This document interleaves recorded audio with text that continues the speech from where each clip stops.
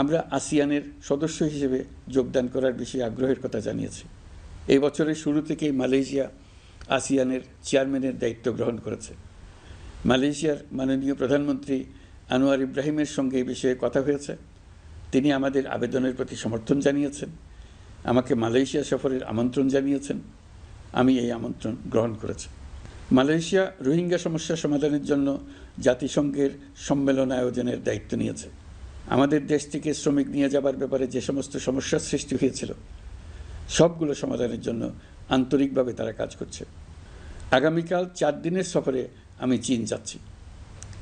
President Xi জিনপিংয়ের সঙ্গে আমার বৈঠক হবে। চীনের বড় বড় ব্যবসায়িক প্রতিষ্ঠানের সিইওদের সঙ্গেও বৈঠক করব। পৃথিবীর সর্ববৃহৎ চাইনিজ সোলার প্যানেল নির্মাতা প্রতিষ্ঠান লংজি বাংলাদেশে কারখানা স্থাপনের আগ্রহ জানিয়েছে। আমরা তাদের সঙ্গে কাজ করছি। এছাড়া প্রযুক্তিগত সহায়তা, মেডিকেল সহায়তা, স্বল্প মূল্যে চিকিৎসা সহ অন্যান্য বিষয়ে আলোচনা হবে। তারা আমাদের দেশ থেকে আম, কাঁঠাল ও পেয়ারা আমদানি করতে চায়। এটা খুব দ্রুতই শুরু হবে। এই সফরের মধ্য দিয়ে আমাদের দু দেশের সম্পর্ক ঘনিষ্ঠতর হবে।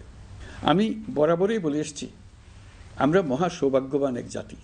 পৃথিবীর মানচিত্রে আমাদের অবস্থানের কারণে বাংলাদেশ, ভারত, নেপাল ও ভুটান, দক্ষিণ এশিয়ার এই 4টি দেশ মিলে একটি যৌথ অর্থনীতি গড়ে তুলতে পারলে 4 দেশই লাভবান হবে।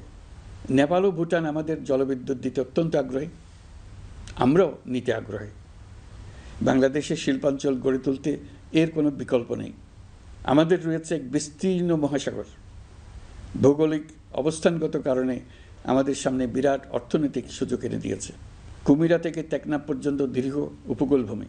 এই দীর্ঘ উপকূল জুড়ে বিরামহীনভাবে অনেকগুলি আধুনিক প্রযুক্তি সমৃদ্ধ আন্তর্জাতিক মানের সমুদ্র বন্দর, শিল্প কারখানা, রপ্তানি প্রক্রিয়াজাতকরণ এলাকা স্থাপন করা গেলে পুরো অর্থনৈতিক অঞ্চলের ভবিষ্যৎ দ্রুত পরিবর্তন সম্ভব।